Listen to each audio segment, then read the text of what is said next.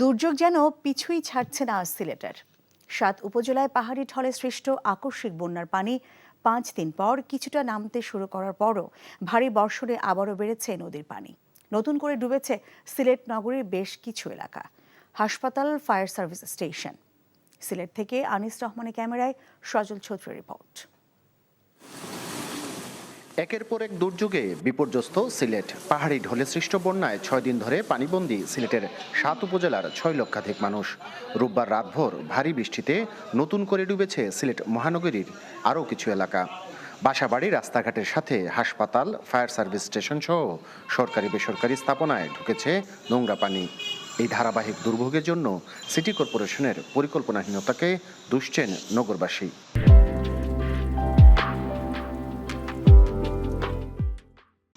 জামতলার ড্রেনটাও ফুরা হয়েছিল, অসুখ পড়লো কারণে, এবং ড্রেন আপনার যে পরিষ্কার করা হয় না, সবাই উপরে বাধা সাথা পরিষ্কার করা হয়, কিন্তু আস্তে আস্তে বাটিয়ে যে বরাট হয় ড্রেনটা, এগুলো পুরা পড়লো করা হয় না, খনন করা হয় না।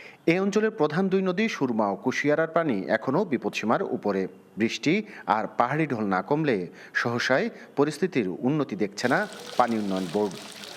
ড্রেনেজ সিস্টেমের পানি এগুলো আসলে নদীতে বের হতে পারতেছে না। আর সিলেটে যেহেতু গত রাত্রে প্রচুর বৃষ্টি হয়েছে, তাই সিলেট শহরের প্রচুর জায়গা প্লাবিত হয়েছে। তো সিলেটের যে কিন ব্রিজের পয়েন্টটা, এখানে যদি পানিটা আরেকটু নেমে যায়, তাহলে শহরের পানিটা আমরা আশা করি নদীতে আসবে এবং শহরের জলাবদ্ধতা কিছুটা হলে নিরসন হবে। গত ২৪ ঘন্টায় সিলেটে বৃষ্টি হয়েছে প্রায় ২২৬ মিলিমিটার। নগরীর উপশহর যতরপুর, মেন্দিবাগ, জামতলা, তালতলা, শেখঘাট, কলাপাড়া, মজুমদারপাড়া, লালদিঘির পাড় সহ জলাবদ্ধ এলাকায় মানুষের দুর্ভোগ বাড়ছে সময়ের সাথে পাল্লা দিয়ে। সজল ছত্রী, এনটিভি নিউজ, সিলেট।